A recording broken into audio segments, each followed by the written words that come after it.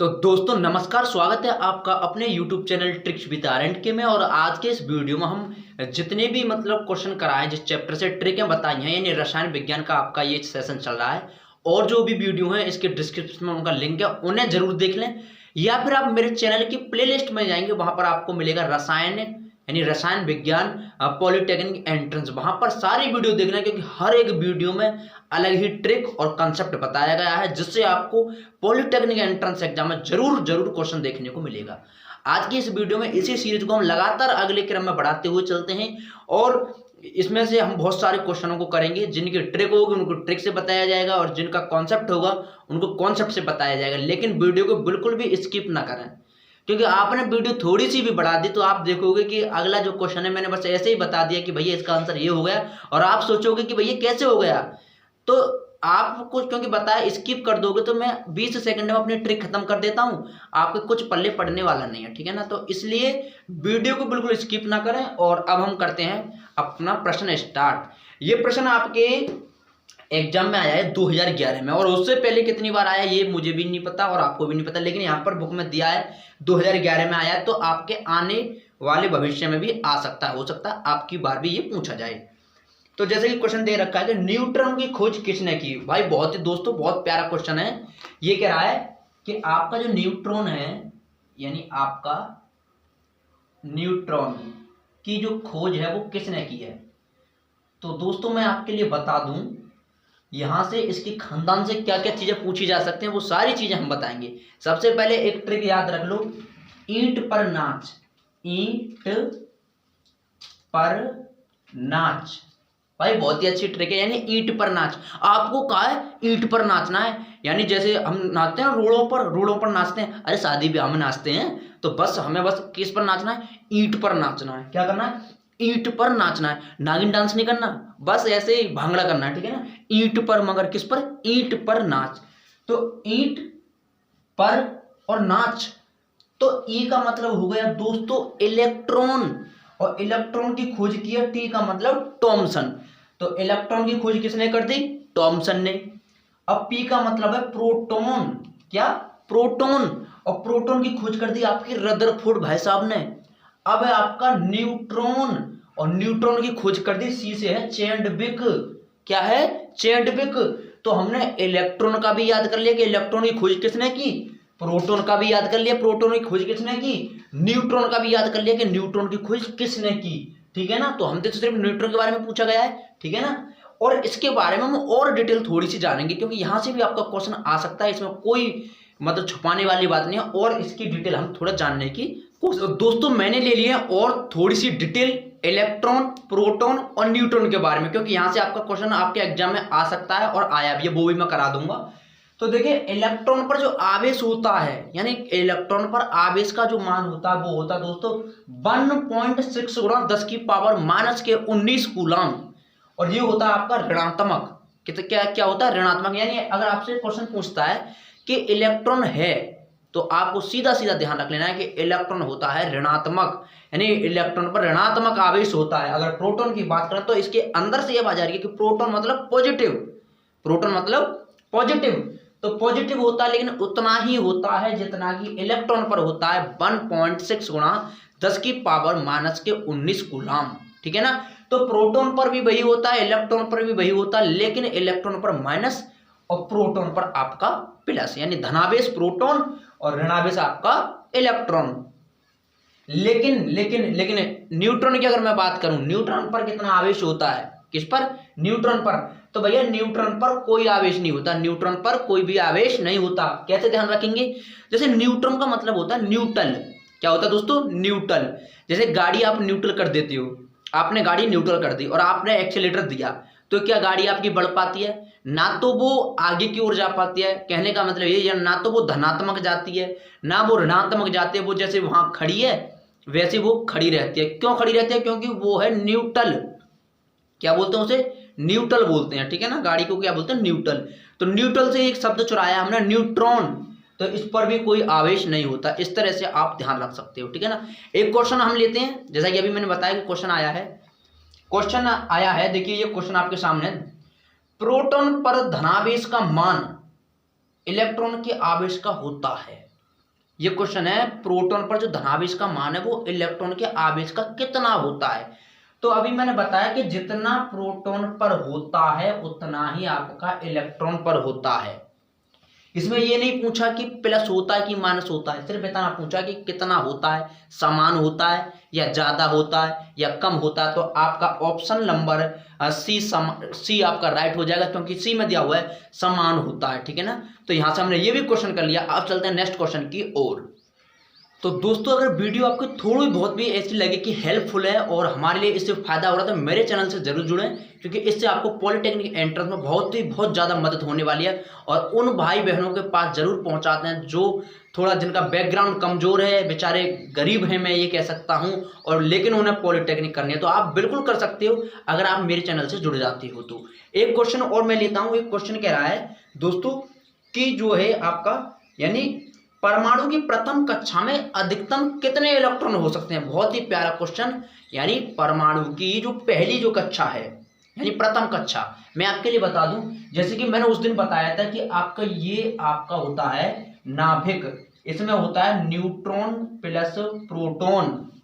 नाभिक में कौन कौन होता है ये भी ध्यान रख लो, अभी लिख लो। नाभिक में होता है न्यूट्रॉन प्लस प्रोटॉन।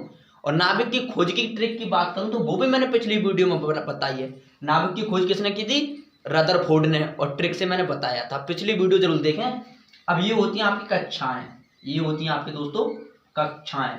तो जैसे कि मैंने यहाँ पर ले लिया आपकी ये पूरी 1 2 3 4 कक्षाएं मैंने आपके सामने ले ली हैं। ठीक है ना। अब ये पूछ रहा है पहली कक्षा में कितने अधिकतम इलेक्ट्रॉन हो सकते हैं। तो मैं आपके लिए बता दूं पहली कक्षा में अधिकतम 2 इलेक्ट्रॉन हो सकते हैं, दूसरी में 8 हो सकते हैं, तीसरी में 18 हो सकते हैं और चौथी में आपके 32 इलेक्ट्रॉन हो सकते हैं। इसमें सिर्फ पहली के बारे में पूछा, लेकिन मैंने आपको चारों कक्षाओं के बारे में बता दिया है, क्योंकि क्वेश्चन तो भैया कहीं से भी आ सकता है। ठीक है ना। उम्मीद करता हूं ये आपको समझ में आ गया होगा। और हम अब चलते हैं अपने नेक्स्ट क्वेश्चन की ओर। और हमने ले लिया एक और क्वेश्चन, बहुत ही प्यारा क्वेश्चन है। इसे समझने की थोड़ी सी कोशिश करेंगे तो आपको जरूर समझ में आ जाएगा। ये क्वेश्चन कह रहा है कि सोडियम यानी सोडियम के ऊपर प्लस का चिन्ह है और पूछ रहा है कि ये किसके समान है। ठीक है ना। तो देखते हैं, इसे समझने की कोशिश करते हैं ये क्वेश्चन कहना क्या चाहता है। जैसे कि मैं आपके लिए बता दूं, थोड़ी सी बात आप सुनेंगे मेरी थोड़ी ध्यान से। जैसे कि एग्जांपल के लिए मैं बता रहा हूं, जैसे कि मान के चलो कि आपके पास सोडियम है। क्या है दोस्तों? सोडियम। अब मुझे पता है कि सोडियम का जो परमाणु क्रमांक होता है वो होता है 11। कितना होता है? 11। ठीक है ना। यहां तक समझो, आराम से समझो, बहुत अच्छा कॉन्सेप्ट है। क्वेश्चन कैसे भी घुमा सकता है, लेकिन आप कभी नहीं फंस सकते अगर मेरी बात को ध्यान रखोगे तो। सोडियम का परमाणु क्रमांक 11 होता है, और कैसे होता है वो सारी चीज मैंने याद कराई है, वो भी ट्रिक के साथ। पिछली वीडियो को जरूर देख लें, डिस्क्रिप्शन में लिंक है। तो सोडियम का परमाणु क्रमांक 11 होता है साहब, मुझे भी पता है और आपको भी पता है। लेकिन अगर मैंने यहां पर प्लस का चिन्ह लगा दिया इसके ऊपर, तो अब क्या बदलाव होगा भाई? मुझे बता दो अब क्या बदलाव होगा। तो मेरे कुछ भाई बहन कह रहे होंगे कि भैया एक प्लस है तो एक प्लस कर दो और आंसर हो जाएगा 12। आप करोगे ऐसे और एग्जाम में करेगा ऐसे। समझ रहे हो ना। यानी आपका ये गलत है। अब कैसे गलत है जरा देखते हैं, समझते हैं। ठीक है ना। तो अभी फिलहाल जब मैंने प्लस का चिन्ह नहीं लगाया था तो आपका सोडियम का परमाणु क्रमांक 11 था, लेकिन जैसे ही मैंने प्लस लगाया तो अब क्या बदलाव होगा। तो मैं आपके लिए बता दूं कि प्लस का चिन्ह का मतलब होता धनी, यानी धनी आदमी है ये जो आदमी है ये धनी है, ये धनवान है, यानी ये अंबानी है भैया। कौन है ये? अंबानी, क्योंकि इसके ऊपर प्लस का चिन्ह है, धन का चिन्ह है। इसका मतलब इसके पास धन है। और इसका एक धन का मतलब है कि इसने 1 रुपया किसी को दे दिया, यानी धनी व्यक्ति है तो इसने 1 रुपया किसी को दे दिया। और जब इसने 1 रुपया किसी को दे दिया तो क्या हुआ दोस्तों? 11 रुपए।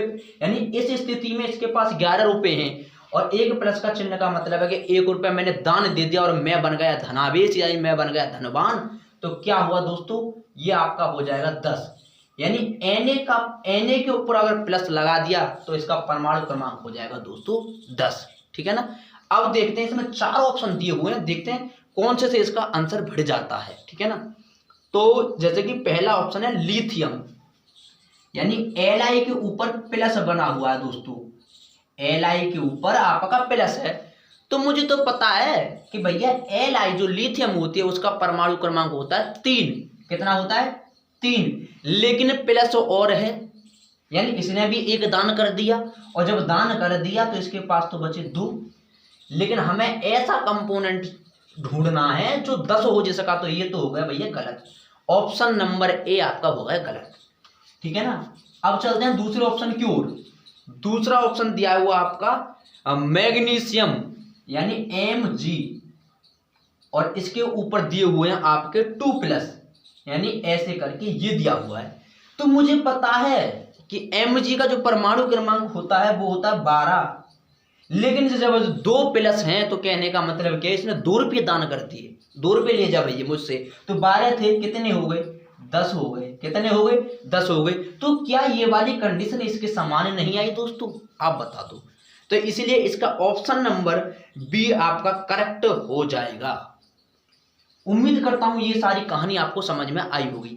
थोड़ी सी डिटेल और जानते हैं, जैसे कि मान के चलो कि यहां पर प्लस ना होकर, जैसे कि इस वाली स्थिति में Na का परमाणु क्रमांक 11 है और ये प्लस ना होकर माइनस हो जाए। क्या हो जाए दोस्तों? माइनस। तो माइनस का मतलब तो ये होता है ना कि गरीब हो गया, मैं ऋणात्मक हो गया और मुझ पर 1 रुपये का कर्ज हो गया, यानी मुझ पर 1 रुपये का कर्ज हो गया।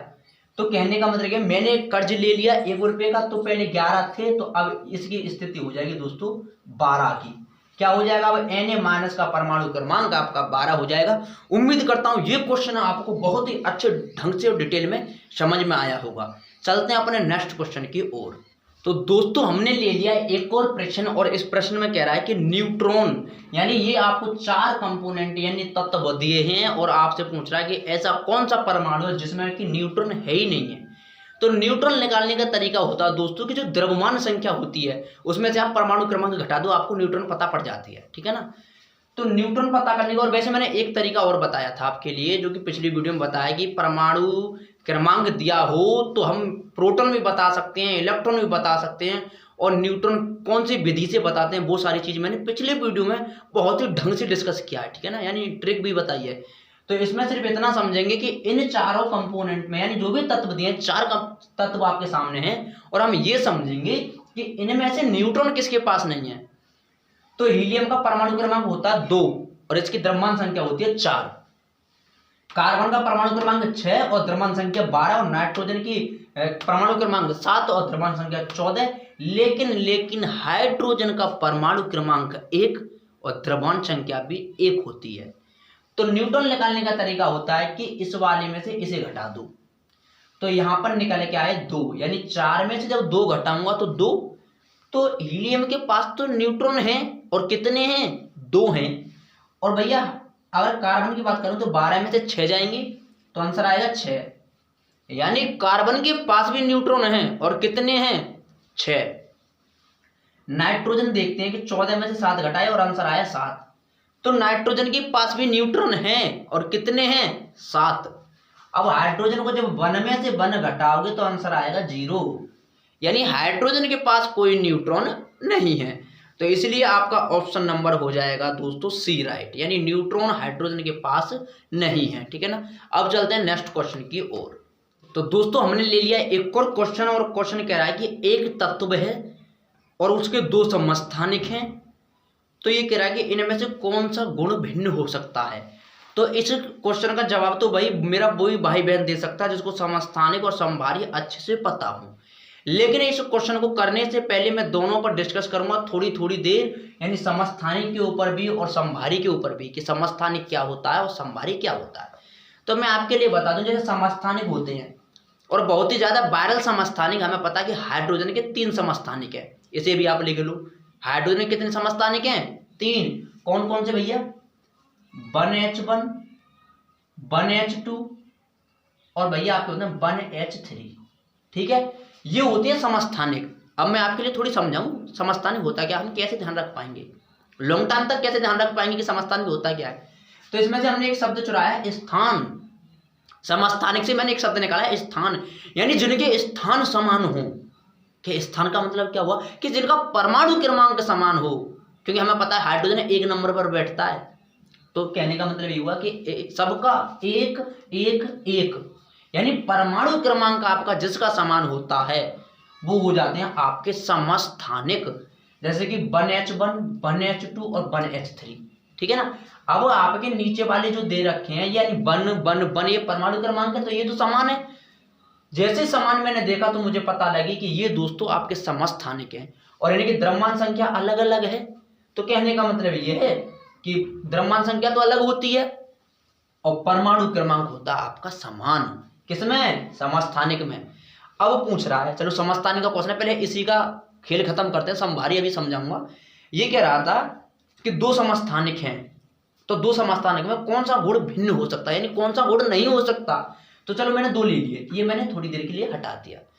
तो मुझे लग रहा है कि यार परमाणु क्रमांक तो समान है, और जब परमाणु क्रमांक समान है यानी परमाणु क्रमांक तो समान है, तो मैंने आपको बताया जब परमाणु क्रमांक समान है तो प्रोटॉन भी समान होंगे, इलेक्ट्रॉन भी समान होंगे, होंगे कि नहीं होंगे, परमाणु संख्या भी समान होगी। तो फिर क्या है, अलग क्या है? अलग है द्रव्यमान संख्या, क्योंकि इसकी 1 है और इसकी 2। तो क्या समझ में आया? ऑप्शन नंबर जरा देखते हैं, सी, यानी सी समान नहीं हो सकता। द्रव्यमान संख्या अलग अलग होगी, लेकिन समस्थानिक में परमाणु क्रमांक समान होगा, प्रोटॉन समान होगा, इलेक्ट्रॉन समान होगा। मैंने बहुत सारी डिटेल बता दी आपको। यानी समस्थानिक से अब कोई क्वेश्चन आएगा तो आप नहीं छोड़ोगे, इतना मुझे अब पता, भरोसा है तुम पर, ठीक है ना। और इस भरोसे को कायम आपको ही बनाना है, ठीक है ना। क्वेश्चन आए तो छोड़ना नहीं है। पूछे कि हाइड्रोजन के कितने समस्थानिक, तो बिल्कुल 3, ठीक है ना। और पूछे कैसे भी घुमा फिरा के पूछे, आप बता देना है। स्थान मतलब क्रमांक समान होगा और बाकी सारी चीजें अलग होंगी, ठीक है ना। अब जरा समझते हैं कि समभारी क्या होता है। भैया ये और बता दो समभारी होता क्या है। तो समभारी मैं आपके लिए भी बताता हूँ कि समभारी होता क्या है। तो जैसे कि समभारी, जैसे कि मैंने कोई मान के चलिए कोई दो कंपोनेंट लिए, जैसे कि यहाँ पर ये 40 और यहाँ पर ये 40, ठीक है ना। और मान लीजिए कि यहाँ पर आपका कैल्शियम है, कैल्शियम का होता है 20, और यहाँ पर ये पोटेशियम है और इसका होता है 19, ठीक है ना। तो कैल्शियम का भी द्रव्यमान संख्या 40 होती है और यानी पोटेशियम की आपकी 40 होती है। तो यहाँ से हमने क्या समझा कि यार मतलब ये तो अलग अलग हैं, यानी समभारी, समभारी का मतलब होता है कि भार द्रव्यमान संख्या समान है 40 और ये आपके अलग अलग होते हैं, तो ये होते हैं आपके समभारी। एक चीज ध्यान रख लो, समस्थानिक समभारी खुद ब खुद अपने आप याद हो जाएगा कि आखिर मामला चल क्या रहा है, ठीक है ना। चलते हैं नेक्स्ट क्वेश्चन की ओर।